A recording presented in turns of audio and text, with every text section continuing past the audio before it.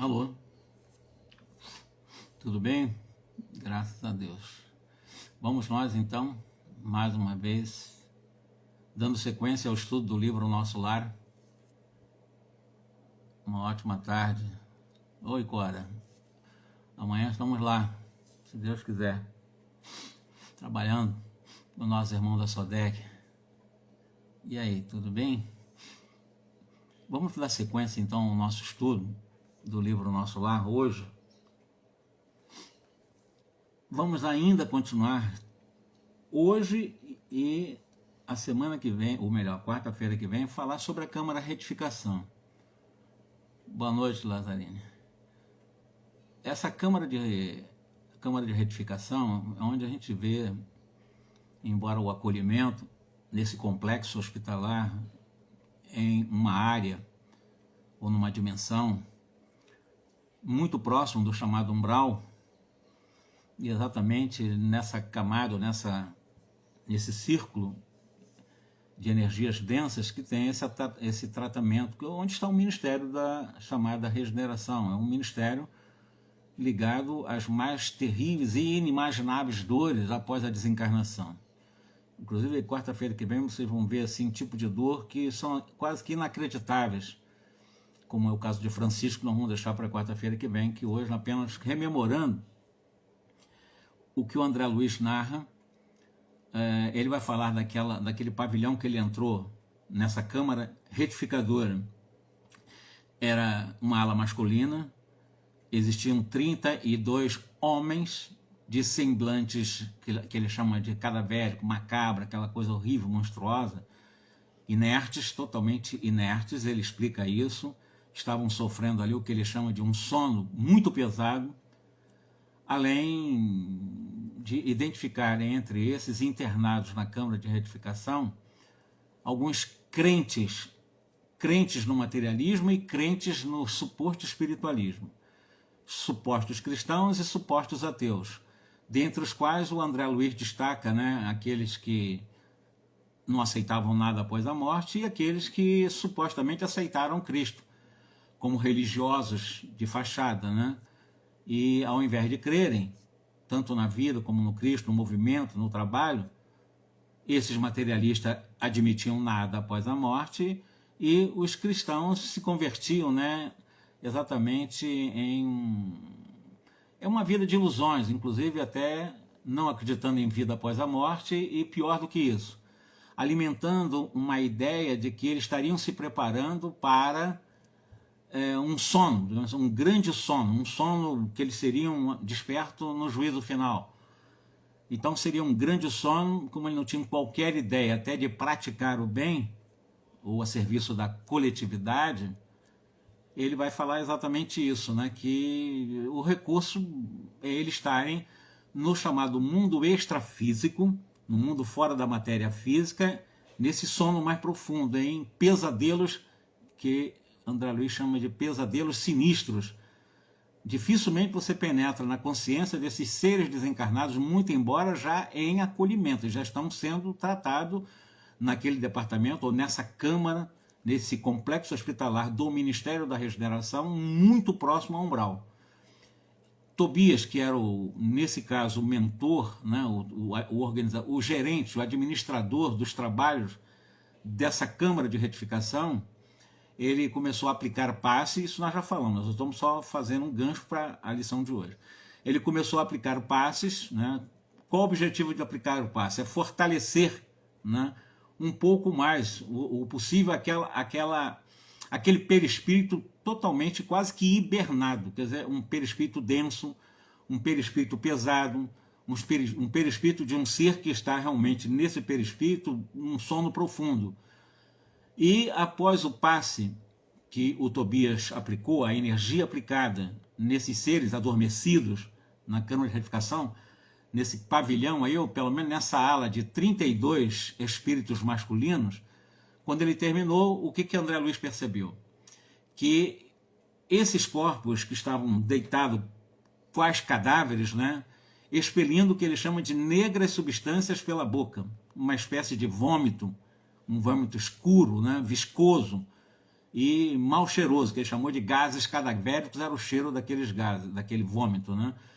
E Narcisa era, digamos assim, uma senhora, né, uma idosa que trabalhava também, trabalha já, ela vai explicar nesse próximo capítulo agora quantos anos que ela já está lá trabalhando, e ela estava atendendo, né? Quando havia aqueles vômitos, quem é que ia limpar? Narcisa, né? Ótima noite para nós, minha irmã. Então, Narcisa que fazia a limpeza de uma forma muito rápida, né? Muito voluntária, e embora o trabalho dela era esse, né? E o que o André Luiz explica também, grande número desses seres que estavam em processo de sono profundo deixavam escapar o que ele chama de substância negra e muito fedida, muito fétida. E o que André Luiz fez quando Narcisa começou a limpar aquele vômito gosmento, fedido? Ele começou a pegar os apetrechos também e começou a trabalhar a higiene. Limpar o quarto, limpar com Narcisa, aquela sujeirada toda, né? E trabalhou aquele dia inteiro, que ele foi de manhã cedo para lá.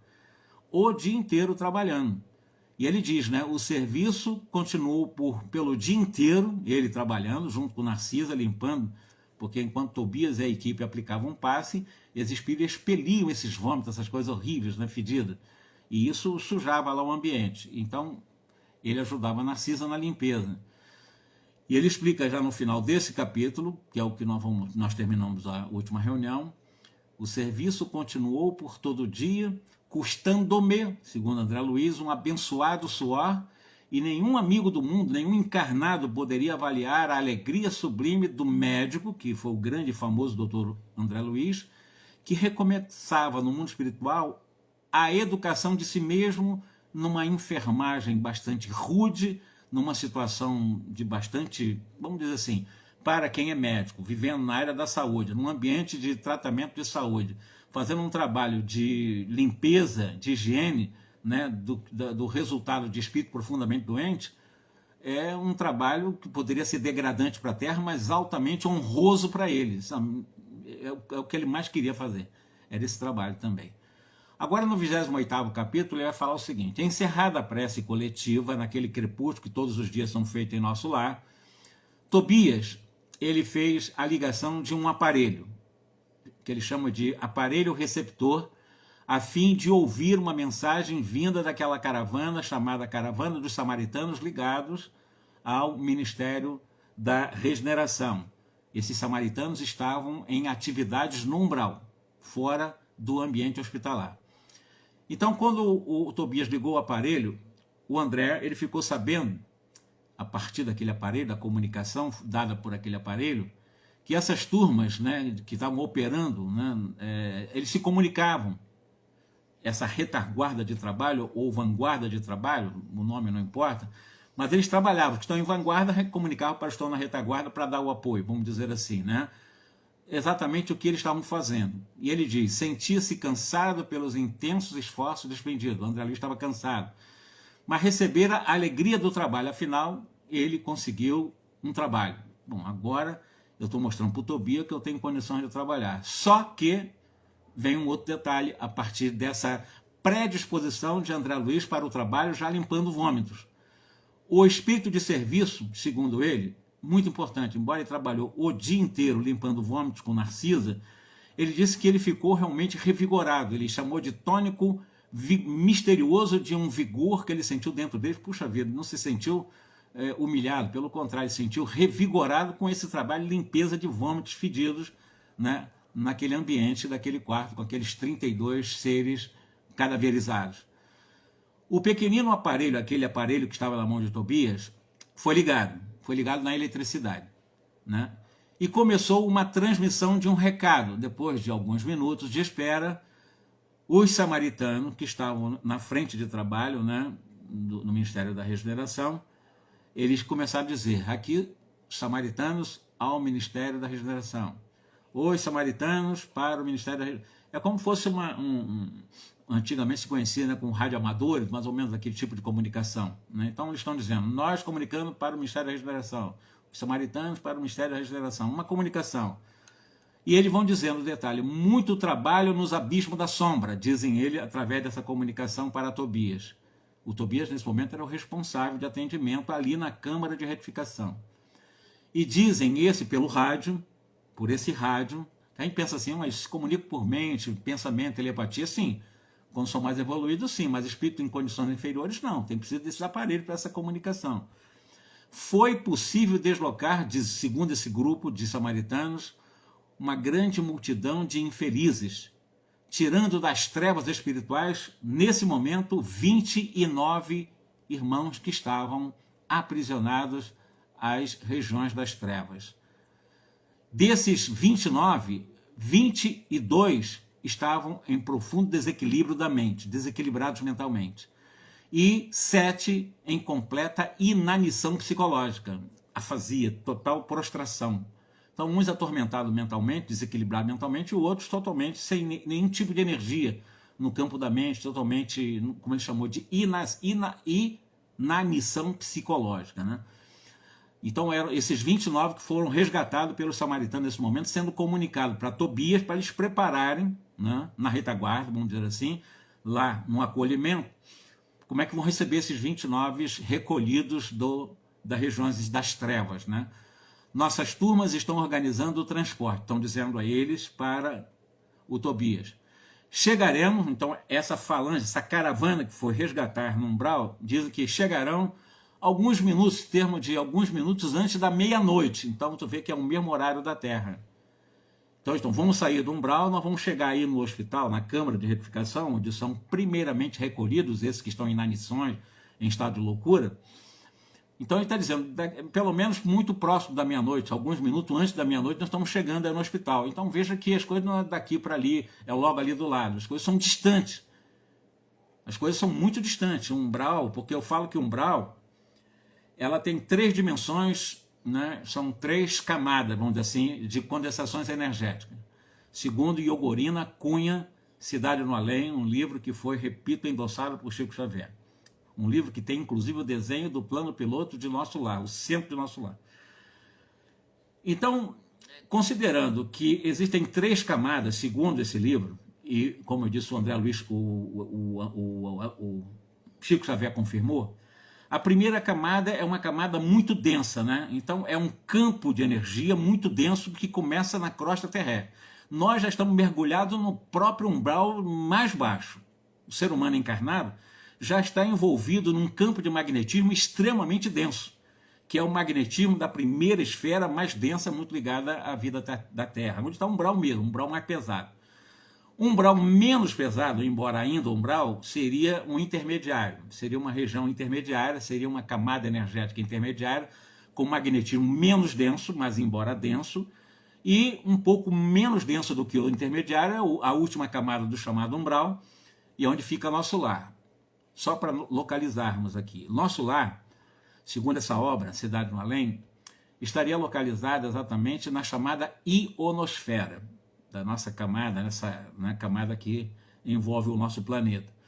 A ionosfera, se nós formos buscar exatamente aqueles que estudam a distância, né, das nossas camadas atmosféricas, nós vamos perceber que a ionosfera fica de 80 km até 600 km distante da crosta terrestre. Então, da crosta terrestre até a ionosfera, onde começa a ionosfera, são 80 km. A partir de 80 km, ainda terão andar 600 km para ultrapassar a ionosfera, para estar já na estratosfera ou isonosfera, está fora realmente das esferas que nós imaginamos aí. Então, está muito distante, né? Queirando ou queira, é muito distante. E considerando essa realidade, nosso lar, você imagina, samaritanos resgatando 29 seres, estão levando em caravana para a Câmara de Retificação, vão levar algum tempo para chegar lá. E para levar algum tempo para chegar lá, então não é tão perto, é distante, está dando até horário. Minutos antes da meia-noite estamos chegando por aí. Prepare na retaguarda aí para que nós possamos dar hospitalidade, pelo menos receber esses seres, né? Pedimos providenciar, dizem eles lá, os líderes samaritanos. Aí o que André Luiz notou? Narcisa e o Tobias ficaram olhando um para o outro, estavam admirados, né, silenciosos, né, com aquela estranha voz daquele rádio. Aí o André interrogou sobre para que o transporte em massa, porque estavam transportando 29 seres das trevas, do umbral. Por que transportar seres Se todos são espíritos, não existe outra forma de transportar, pois já tinha experiência do aerobus, né? E agora, como é que vocês transportam isso? Ele esquece que ele mesmo foi um transportado. Ele foi transportado pelo Clarencio, né? E então ele ficou intrigado. Já que todos nós somos espíritos, como é que há esse transporte de massa, esse transporte coletivo? 29 seres vão trazer aqui para o hospital. Como é que é feito isso? Aí o Tobias explicou para ele: você esquece que você também não chegou ao Ministério do Auxílio de outro modo. Você também foi resgatado, né? Disse que conhece a vida dele e tal, o Tobias, conheço bem a sua vida, a sua trajetória. É preciso, André, recordar sempre que a natureza não dá saltos e que na Terra ou nos círculos do umbral estamos revestidos de fluidos pesadíssimos. Confirma então o que nós dissemos agora. Na Terra, na crosta terrestre, ou no chamado umbral ou regiões umbralinas, há esse revestimento de fluidos muito pesados.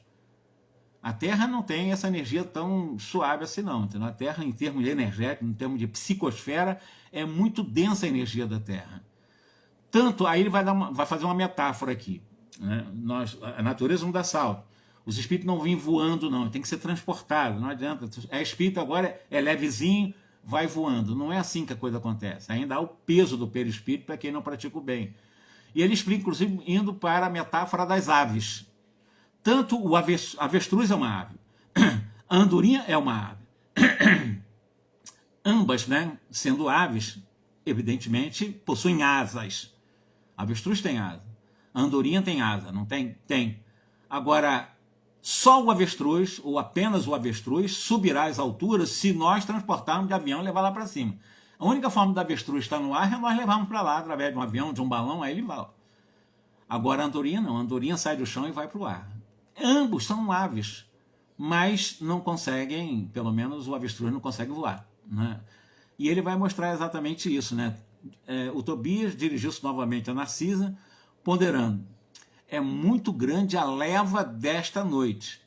Precisamos tomar as providências imediatas aqui na Câmara de Retificação para receber essas 29 almas. Serão necessários muitos leitos. Então já há preocupação de ocupação hospitalar, né? E vai continuar essa conversa entre o Tobias e Narcisa, né? O Tobias tentou acalmar eles lá, né? Não vamos ficar aflitos, não. Nós vamos alojar os perturbados no pavilhão 7 e os enfraquecidos na Câmara 33. Então, os que estão perturbados mentalmente vão para um pavilhão, o 7. Os que estão em inanição vão para a Câmara 33. Então, bem dividido aí, já que os samaritanos já deram explicação quem são quem. 22 tal, 7 tal. Então, como é que eles vão dividir quando chegarem no hospital? Em torno de meia-noite eles vão chegar lá no hospital. Em seguida, exclamou: resolverão facilmente a questão da hospitalidade, ou seja, o acolhimento primeiro, né? Agora, no que concerne a assistência, aí é outro papo, é outra conversa. Acolher você bota na cama e tal. Agora, quem vai assistir? Como vai assistir? Por exemplo, você vai aplicar o passo, limpar o chão. Será que tem funcionários suficientes nesse momento lá na Câmara de Retificação? Foi uma preocupação do grupo. Tobias era o comandante nesse momento, né? Então, ele vai dizer exatamente isso. O mesmo, porém, não se dará no concernente à assistência. Os nossos auxiliares mais fortes, mais experientes, eles foram requisitados para garantir os serviços de comunicação nas esferas da crosta. Por quê? Nós estávamos vivendo nesse momento, porque esse livro foi psicografado no final da década de 30, foi publicado no começo da década de 40, foi na época que estava vivendo a Segunda Guerra Mundial, momento em que muitos desses trabalhadores de vários ministérios, de várias colônias espirituais, estavam envolvidos para a pacificação da vida terrena, sob o ponto de vista espiritual, interferindo nos líderes, nos governos, para pudesse diminuir ao máximo aquilo que estava acontecendo na guerra. Por causa das nuvens de trevas que ora envolve o mundo terreno. Precisamos de pessoal de serviço noturno, ou seja, há plantões nesses hospitais. São detalhes que a gente às vezes passa despercebido. É tudo uma organização, não é? O mundo espiritual não é um mundo extrafísico. É um mundo em dimensão, claro, não física, mas ainda uma matéria etérea, uma matéria sutil, uma matéria, porém, uma matéria. não é um mundo espiritual, como o André Luiz, não, eles poderiam voar pelo mundo espiritual, não é assim. Nós estamos em uma dimensão, mesmo depois que desencarnarmos, numa dimensão material, mas em frequência diferente da frequência que nós estamos agora. Esse é o detalhe, por isso que essas camadas de energias ou de campos magnéticos são 3 camadas até onde está o nosso lar. Então não é uma coisa tão simples assim achar que umbral é tudo, umbral é nada, umbral tem as suas divisões, mas chegar até mesmo em nosso lar, o nosso lar também é estruturado, embora que de força mental, por energias que a mente trabalha muito bem, na Terra também. Quem é que constrói as coisas materiais? É a mente humana. Não é o engenheiro que calcula e tal para criar um prédio? Então o prédio é a materialização da mente que calculou. Não, tudo no mundo espiritual é só de forças mentais. E na Terra também. As coisas acontecem pela mente humana. Nós vamos construindo pelo aquilo que vamos pensando. Aí vamos só materializando. É assim, lógico, isso é óbvio. É a coisa mais óbvia do mundo dizer. No mundo espiritual tudo é mental. Na Terra também. Repito, é pela inteligência, pelo mundo mental que nós vamos construindo a vida na Terra. Né? Não foi pelo mundo mental que construíram também a capacidade de nós nos comunicarmos através da internet? Foi o mundo mental materializado através da ciência, dos cientistas, da mente dos cientistas. Então, é a materialização do pensamento, aqui na Terra também. Tudo é mente, lógico, isso é óbvio, né? Porque tem alguns espertalhões que dizem que não existe colônias espirituais, que tudo é força mental. Tudo é mente. Tudo. É só para desconsiderar esses doutores de espiritismo, achando que conhecem tudo de vida após a morte e negam as colônias espirituais. Mas voltando aqui, mesmo que eu não gosto de fazer essas críticas, porque tem cheio de doutores de carteirinha, como fossem kardeciólogos e os donos da verdade, e negando as colônias espirituais. Claro que vocês sentem aí que eu fico incomodado com isso, não porque estão falando, é porque eles ficam mentindo para os outros e fazem escolas na Terra, né? Tem famosos aí que não gostam de André Luiz, fazer o quê? Né? Problema deles, né? Um dia vão entender melhor isso daí. Mas o que ele está dizendo nessa vida que está muito próxima da Terra, né? A Terra é cópia do que acontece lá, é só isso, não é o contrário. Lá é cópia da Terra, não. A Terra é que é cópia de lá. Precisamos de pessoas de serviço noturno, porquanto os operários em função com os samaritanos chegarão extremamente fatigados, são aqueles que estão levando os 29 enfermos trazidos do umbral. André, inclusive, nesse momento, espontaneamente, de forma muito espontânea, disse, eu me coloco à disposição para o trabalho. Ele já tinha o dia inteiro trabalhado limpando vômitos com a Narcisa, mas ele sentiu que precisaria trabalhar mais, porque estavam chegando 29, 22 deles atormentados mentais e 7 deles com inanição total no campo da psicologia, ou inanição psíquica, né? Mente totalmente adormecida quase, ou enfraquecida. A verdade é que o André disse, eu me coloco à disposição para ficar à noite aqui também. Já tinha trabalhado o dia inteiro, super cansado, suou e tal, disse, não, mas eu vou trabalhar de noite também. Aí o André se ofereceu para o plantão, para o Tobias. A Narcisa, ela é um trabalho mais subalterno, né? Tobias concordou, mas indagou se o André Luiz realmente estava disposto, resolvido a permanecer lá naquela câmara de retificação durante a noite. O André Luiz disse que sentia-se disposto, se sentia forte, ia ficar lá sim, e que precisaria, inclusive, para fazer esse trabalho, recuperar o tempo perdido como médico, que ele foi famoso, mas que não fez nada para ninguém, ou fez muito pouco, menos do que poderia. Tobias aceitou, então, confiante, essa espontânea condição voluntária, já deu exemplo, né, que ele estava querendo trabalhar mesmo, e disse para ele, olha, Narcisa e os demais companheiros ficarão também de guarda. Então, André Luiz, Narcisa e outros companheiros que ele chamou também, né? Ele chamou um tal de Venâncio, chamou um tal de Salústio, eram 2 irmãos também de muita confiança de Tobias, para ficar aquela noite, naquele plantão, para receber, minutos antes da meia-noite, aqueles 29 que estavam vindo do umbral, e etc. E disse sim, que não podia, o Tobias, estava com um compromisso já firmado anteriormente, né? Ele não podia ficar naquele plantão, porque ele tinha compromissos anteriores, mas ele já tinha providenciado tudo. Ele já tinha esse compromisso anterior. Então ele diz, no entanto, caso necessário, vocês me comuniquem qualquer ocorrência de maior gravidade aqui na Câmara de Retificação. Estarei também onde eu estiver com o meu compromisso para atender. Eu vou traçar agora aqui um plano de trabalho para receber esses espíritos, né, para facilitar o quanto possível, né, a execução dessa, pelo menos do acolhimento, da hospitalidade. A assistência vamos ver depois, mas esse acolhimento primeiro, né? E anotou um rol enorme de providências a serem tomadas.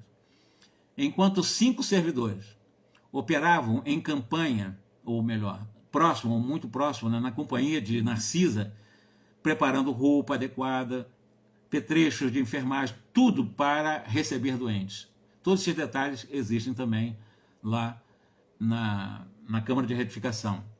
Então, André e Tobias, né, movido... Aliás, é até uma coisa interessante que ele conta nesse capítulo, que me chamou a atenção na minha leitura, no meu estudo, na minha reflexão, é que o André, antes do Tobias sair, que eles tinham outro compromisso, não ia ficar no plantão, eles dois, o Tobias e o André, eles foram num dos pavilhões e tiveram que arrastar o que ele chamou de pesado material do pavilhão. É um tipo de móvel, né? Mas era um material muito pesado. Que coisa, né?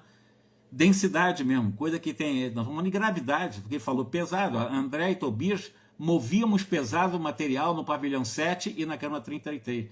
Movendo alguma coisa, né? Petrechos importantes para o atendimento, para a assistência dos doentes, mas que não eram leves.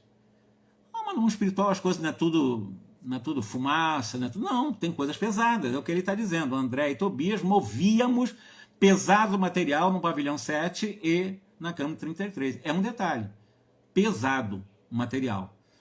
André experimentava júbilo perfeito no coração. Na oficina, onde a maioria procura o trabalho, entendendo-lhe o sublime valor de servir, constitui a alegria suprema. Então ele não mediu esforço, ele estava ali não por obrigação. O André Luiz estava ali porque ele sentia essa grande, profunda necessidade de trabalho. Qualquer trabalho para ele servia nesse momento. Sobretudo como médico, conhecedor de saúde, né, na área de saúde, ele sabia da importância de fazer, inclusive carregando coisas pesadas, empurrando coisas pesadas, limpando vômitos, etc. Não é um trabalho simples. Você tem que descondicionar-se, né, daquele eu orgulhoso, vaidoso, doutor, famoso e tal, médico, para se tornar um subalterno mais absoluto nesse tipo de trabalho, mas que revigora o espírito, na humildade, humildando o coração, humildando o orgulho, né? Pacificando a rebeldia, né? Ou amansando a rebeldia. O trabalho é muito importante. André não pensava na compensação, outra coisa, não trabalhando, o André Luiz não estava fazendo, ele fez aquilo voluntariamente, queria ficar de plantão voluntariamente, não estava pensando em bônus horas, não queria recompensas imediatas, não, isso é natural. Tem uma ficha em que são anotados esses trabalhos, né? É uma ficha de controle para as horas dedicadas à colônia. Quando fala horas dedicadas à colônia, são trabalhos ou serviços públicos, né? Todos eles são servidores públicos. Eles trabalham em favor da comunidade, então é um trabalho público, é um trabalho a serviço do público, né? André não pensava na compensação dos bônus, diz ele aqui, né? Ou nas recompensas imediatas que pudessem advir desse esforço. A sua satisfação era profunda, reconhecendo que poderia comparecer feliz quando ele começou a sentir que estava sentindo prazer em trabalhar, limpar vômitos, vai passar uma noite difícil, sabendo que tem que carregar coisas pesadas, etc.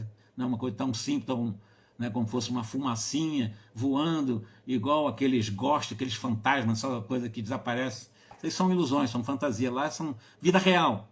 Vida real. Aliás, vida mais real do que aqui. Aqui é ilusão, lá é real. Lá é real. Aqui é ilusão. Tudo que tem na Terra é ilusório. Tudo. Não, é ilusão. Tudo aqui é ilusão. Tudo aqui passa, tudo é passageiro. Então, dentro dessa sua satisfação, ele pensou o seguinte: será que ele já também, nessa sua felicidade, sentindo-se honrado por fazer esses trabalhos, bem subalterno, mas sentindo-se honrado, ele já não poderia se apresentar perante a sua mãe, não como senhor de escrava, mas agora eu estou agora trabalhando, eu estou realmente vendo a importância do trabalho ao próximo, né? E poderia também se apresentar aos seus benfeitores, né? A partir dessa sua espontânea e voluntária dedicação, né? E se colocar como tal trabalhador, para que pudesse realmente, inclusive no Ministério do Auxílio, né? Ele disse, puxa, agora eu realmente sou alguém que está disposto a trabalhar, não porque desejo, mas porque eu sei que o trabalho é importante para mim. Ao despedir-se, o Tobias foi então para a sua tarefa, ficou o plantão, desejou para todo mundo paz, uma noite tranquila de serviço, se é que você vai ter uma noite tranquila de serviço, gente expelindo fétidos vapores, né, ou vômitos, vai ser muito trabalhoso, com certeza. Então o Tobias disse o seguinte, avisou que na manhã, às 8 horas, André poderia descansar, porque ele já tinha trabalhado o dia inteiro, ia trabalhar mais à noite, então ele poderia descansar a partir da manhã, né? Das 8 horas da manhã já poderia descansar. E o Tobias explicou para ele que o máximo de trabalho de cada dia é de 12 horas. O André Luiz vai trabalhar mais de 12 horas, a verdade é essa, né? mas estamos em circunstâncias especiais. Então ele ia trabalhar mais de 12 horas porque é um momento emergencial, é um momento guerra na Terra e tal, quer dizer, é um super trabalho, não é um trabalho comum, rotineiro, é um trabalho especial, é uma circunstância muito especial.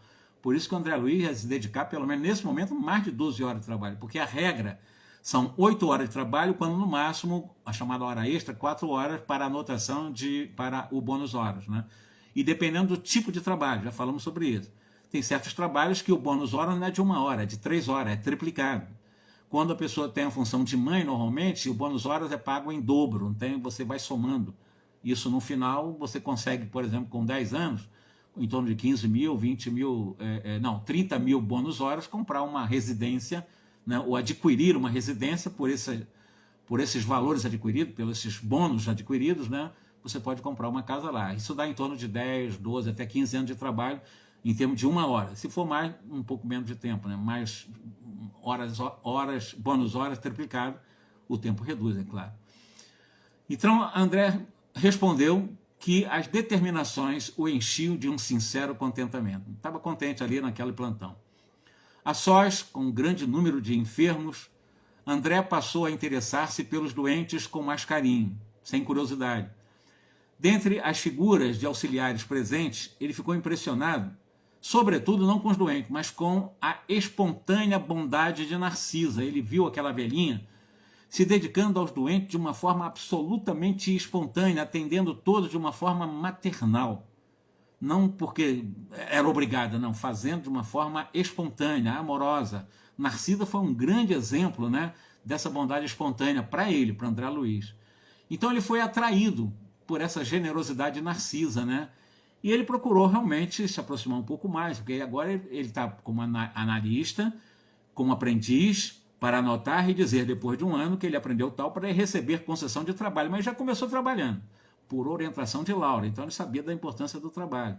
Então ele se aproximou de Narcisa, ele chama de a velhinha amável, semelhava-se a um livro sublime de bondade e sabedoria. Aí perguntou para ela, a irmã trabalha aqui há muito tempo? Pergunta normal, você já está há muito tempo aqui, Narcisa?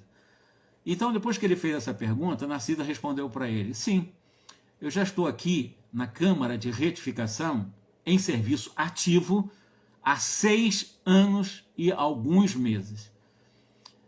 Então ela diz, estou 6 anos fazendo isso, limpando vômito. Não é para qualquer um, né?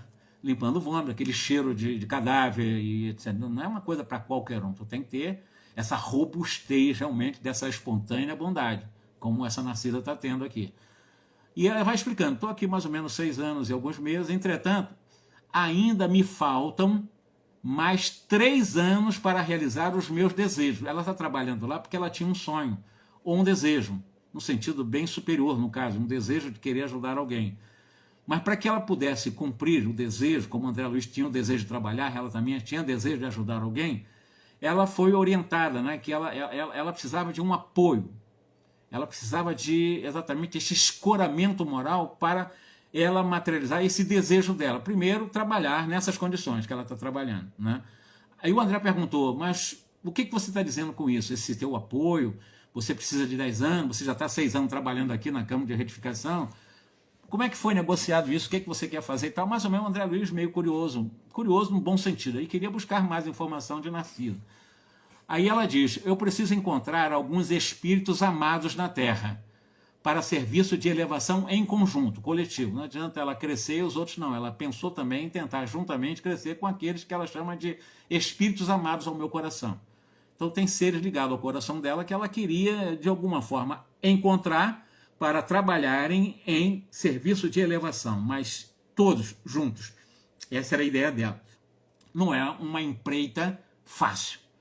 Porque cada mundo, cada ser, né, nós não somos os únicos, mas somos únicos no universo. Né? Nós não somos os únicos, mas no universo nós somos únicos, embora não os únicos. Né? Precisamos encontrar alguns espíritos amados na Terra, que diz ela, por muito tempo, em razão dos meus desvios do passado, roguei, em vão, a possibilidade necessária aos meus fins. Ela pediu para muitos esse apoio, ela não conseguiu. Ela queria reparar os erros do passado. E a única forma de reparar os erros do passado é com trabalho, mas ela achava que poderia se aproximando com trabalhos elevados, crescerem todos juntos, né? Todo mundo crescer junto. E ela vivia numa certa aflição, numa certa perturbação. E para isso ela buscou algum conselho, pediu apoio aqui, pediu apoio ali. E aconselharam a ela a recorrer a quem? Nada mais e nada menos do que a famosíssima, conhecida de qualquer espírita que leu o nosso lar, chamada Ministra Veneranda. Foi a única, além do governador, que esteve nas esferas do Cristo. E Veneranda, milhões de horas, de bônus horas tem, né, na sua ficha de trabalho, né? Então ela foi a ministra Veneranda, que é do Ministério da Regeneração, né? Então a nossa benfeitora prometeu que daria apoio. Então a ministra Veneranda é do ministério onde existem os serviços mais pesados, as férias ou os momentos aspas, né, de descanso do governador, sempre no final de semana, é no Ministério da Regeneração. O governador não vai fazer outra coisa, o entretenimento dele é ajudar os necessitados do Ministério da Regeneração, certamente muitas vezes nessas câmaras de retificação. Esse é o trabalho dos grandes espíritos. É trabalho o tempo todo. Então não é só comandar, eu sou governador, a ministra Veneranda, com tantas horas de trabalho, sempre trabalhando em prol dos outros também. Então ela disse que endossaria, apoiaria os propósitos da nossa irmã aqui, né? E que daria uma força para ela, de alguma forma, mas exigiu dela, pelo menos Narcisa, né? Exigia dela pelo menos 10 anos consecutivos de trabalhos na Câmara de Retificação, para que ela pudesse corrigir alguns defeitos, né, alguns desequilíbrios, sobretudo o sentimento, o sentimentalismo piegas, né, bastante egóico, né? Então houve uma exigência, houve uma cobrança. Vou te apoiar. Quem é que está querendo? Quem é que precisa? Você. Então nós vamos te dar o seguinte compromisso, né? Bom, primeiro instante, quando ela sabia que ia para essa condição de trabalho, ela não quis aceitar nada, quis recusar, diz ela, né? Porque ela achou, imagina, 10 anos de trabalho, seria uma exigência demasiada para ela ajudar um grupo de familiares a trabalhar no bem. Será que eu preciso trabalhar tanto tempo aqui? Isso Narcisa, ela pensou em rejeitar um apoio de Veneranda, que disse, eu vou te apoiar, e vou realmente ajudar você a fazer isso, mas você vai ter que trabalhar 10 anos nessas condições, campo de retificação. Depois a própria Narcisa, ela reconheceu que Veneranda estava com razão. Diz ela, afinal, o conselho não visava a interesses dela, da Veneranda. Na realidade, ao próprio benefício de quem? Narcisa. Quem estava precisando?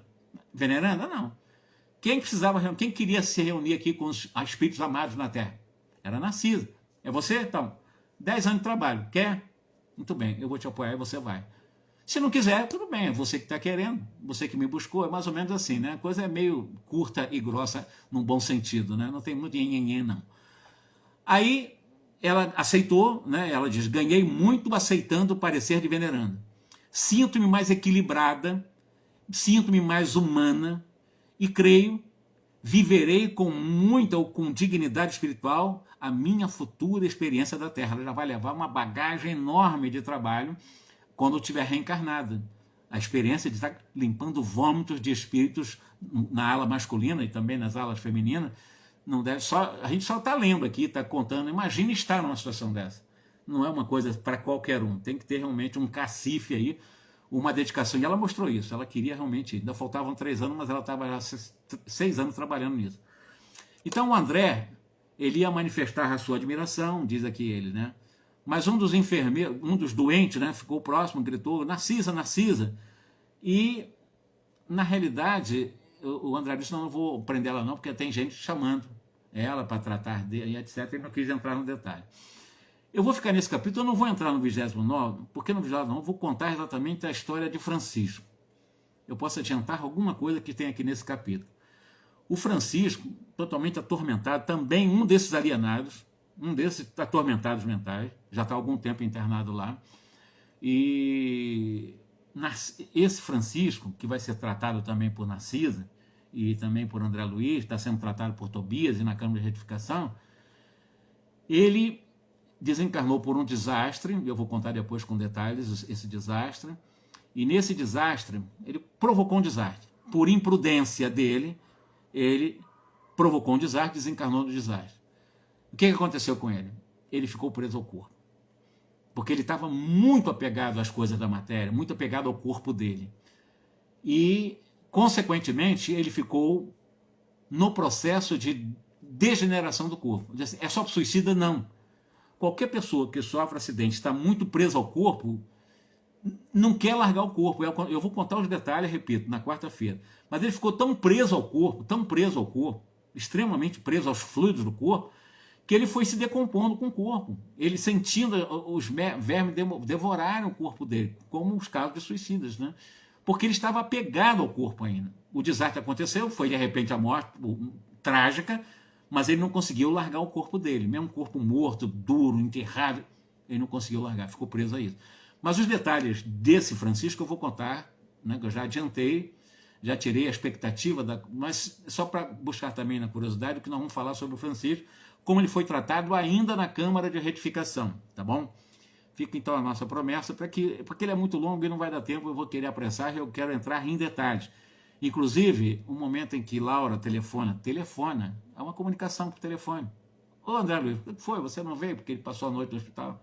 Há uma conversa, explicou depois para ela, para Laura, que estava esperando ele, né? E por que ele não foi? Detalhes interessantes, né? Muito interessante mesmo, que nós vamos contar então na quarta-feira que vem, que é a visão de Francisco, que é o 29º, que nós recomendaríamos para aquele que queira nos acompanhar ao vivo, né, chamado na live, 29º capítulo, né, que aí já traz também outras informações e acaba aprendendo um pouquinho mais ou assimilando mais informações sobre isso. Ok? Vamos então ficar por aqui. Uma ótima noite para todos nós. Que Jesus nos abençoe e até a próxima quarta-feira.